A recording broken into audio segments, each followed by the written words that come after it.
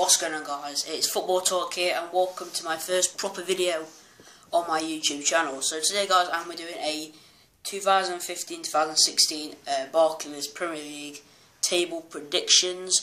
So I have my, see there, I got my notepads of all my notes and everything about the teams and why I've put them and why I've put them there. So let's get into the video. So starting at number 20, we have Norwich. Now, the reason I've put Norwich there is because, in my opinion, they have a very weak squad and made some poor signings. I reckon they need to strengthen the midfield, definitely. They need to keep Nathan Redmond. He's a very good young player and he could help them try and survive, but I just don't think they're good enough, to be honest with you. At 19, I reckon Watford. I reckon they're going to do a Blackpool. That Blackpool did a couple of years ago, have a very, very good, strong season. They've made some good signings, but just not good enough. Number 18, controversial, I've gone with Sunderland. And for me, they haven't made any good enough signings so far. This is obviously based off the signings so far. I don't think they've made good enough signings, and also they've lost Connor Wickham recently. He's gone to Crystal Palace. So they've lost a big name up front that they've got. I mean, him and Defoe could have done a really good job in the Premier League, but now he's gone, they're going to struggle, need to sign a new striker if they want to survive. At 17th, I've got Bournemouth. They're going to have a solid season, I reckon. I think they're going to do a bit of like a Leicester, be in the relegation zone for most of the season, but come out on tops near the end. I think the key man for them is going to be Max Gradel. Awesome signing he is. Scored a lot of goals in League. Can he do it in the Premier League? I reckon so. 16th, I've got Leicester City. I reckon they're going to have an average season. They've signed and let go some players. They've got a new manager. It's going to take time for him to get used to it, and the players to get used to him as well. But I reckon just an average season staying in the Premier League is good enough for them anyway. At 15th, I've got Aston Villa.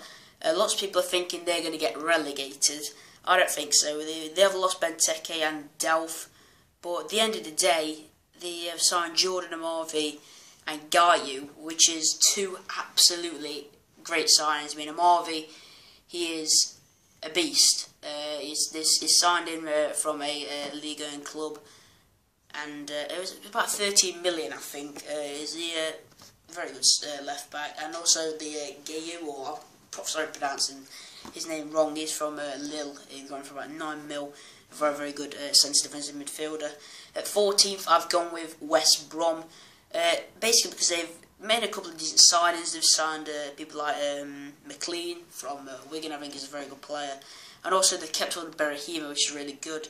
I reckon they're going to have another good season on the Tony Pulis, comfortably above the relegation zone. At 13th, I've gone with Newcastle. Now, plenty of people think that Newcastle are going to rise to like 10th, 9th, something like that in the mid-table. I put them comfortably above relegation again, surviving easily, having a way better season. They signed Mitrovic, and who scored tons and tons of goals in the Pro League, which is not obviously a very strong league, but at the end of the day, he's scoring goals. Also, Wijnaldum got goals and assists for PSV. And but in my opinion, he need a better defence if they want to finish higher. I mean, Colaccini's getting on a bit. I know he's wanted by many clubs anyway, but I mean, come on. What's his name? That English centre back they've got. I forgot his name. Give me a minute to think. I forgot his name, but he's a crappy centre back. Need to get rid of him as well. He will come to me soon, I'm sure. The 12th, we've got Crystal Palace, my Premier League team. They've got a strong team. All around is a pretty good team. I reckon they're going to comfortably finish this every season. They keep Balassi, they'll definitely stay there. They've got a good manager under about as well. Alan Pardew was an awesome manager for them last year, and he's just a very, very good manager. Stoke down at 11th, moving them down 2 places from where they finished this season, well, last season. They need to improve going forward. I mean, they've got Juve. At the end of the day, Juve is alright, but Jonathan Walters for me is shocking. I don't think he's very good at all. Need a new forward to go with Juve. At 10th, I've got Swansea. Now, many people think Swansea is going to go higher, or many people think they're going to go lower, down to like where Newcastle are in my prediction. But Bonnie's gone. But in my opinion, I think Gomes is good. I reckon Gomes is alright. He proved end of last season he can perform. I reckon he's very good, and also they signed Andre Ayew. Remember him? He's a very, very good player. Will be a very, very good player for them, and it's also in a free transfer as well, so it's even better. In ninth we've got Southampton. Now I was going to put them down lower, but now I thought the team's alright actually. At the end of the day, they have lost Morgan Stanley, which I think will be a very, very big loss for them. But they've still kept Pele, and if they get Pele scoring again, they will be contenders for the Europa League. In 8th I've got West Ham. I think they're going to have a better season this year. They started well last season, drifted off a bit after injuries. They've got Enner Valencia injured at the minute, but I still think they're good enough to finish 8th. They've got Payet. They've still got Saka. Well, Payet signed, a very, very good player. Got a lot of assists last year in the league. Very, very good player. And if they sign Alex Song, it could be even better for them.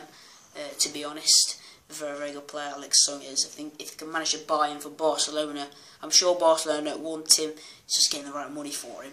In 7th, we're going to have Everton, who are going to hopefully have a way better season. If they can click this year together as a team and find some form, they would also be contenders. And if they can get Lukaku scoring goals, they'll be very, very good.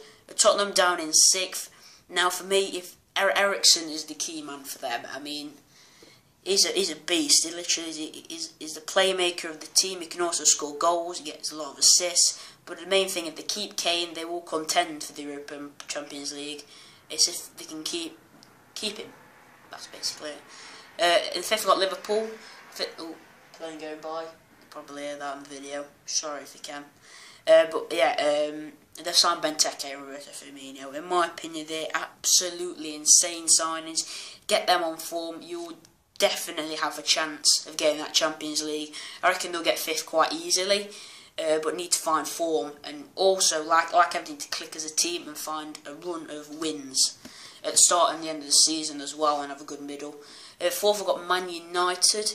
Now the reason I put them 4th is because at the minute they've not signed a new striker. All they've got is Wayne Rooney and Callum Wilson, and it's let go of Van Persie, let go of Falcao, well, not let go of Falcao, but not re-signed him back. And for me, you need more than 2. Well, obviously you need more than 2 strikers. You're not going to win the Premier League with 2 strikers unless they're going with like the pay up front with Rooney. They could possibly do that. I know they're close to signing Pedro, but for me, the defence needs improving. And they're going to keep De Gea as well. So I will also actually tell about that a bit later. 3rd, I've got Man City. For me, Sterling's not the right signing. 49 mil is basically on to waste, I reckon. Yeah, he's a decent player, but he's not going to win them the Premier League. They need a much better defence. Like most of the teams in the Premier League need a much better defence. They've got Kompany, who was on poor form last year. Dean Michaelis, who's slow and old. Mangala, who makes clumsy mistakes. It costs them a lot of money as well. And they've let go of Nastasic, I think, as well. He's gone to Schalke, I think. I'm not too sure about that though. But need a new defence, basically. And in 2nd, I got Arsenal. Now, I was tempted to put them at the top. But thinking about it, they've got a good defence. Koscielny is a strong man. Gabriel's very good. They've got good backup ones as well. They've got great midfield like Cazorla, Ramsey, Walcott. If they play him up front, it depends on it. But need a new striker. I think Giroud is good. Walcott's good. Walcott's also playing up front. But at the end of the day, they're linked with Benzema. I don't think they're going to get Benzema, but they need a new striker, someone like Benzema. Very, very good. And if they do that, they will definitely be there, I reckon, at the top 2. There's only one team, Chelsea. At the minute, they are too good. Their team is too good. I mean, they've not. Falcao is a good addition. I reckon if they can get him on form, they will win the league. And they've got Costa injured at the minute, so it looks like Falcao or Remy will start. They've got good strikers, good midfielders, solid defence. Terry's 35, 36, something like that. He's still getting on a bit, but he's still a world-class defender. And also they've got a good goalkeeper in Courtois as well. This has been my Premier League 2015-2016 predictions video.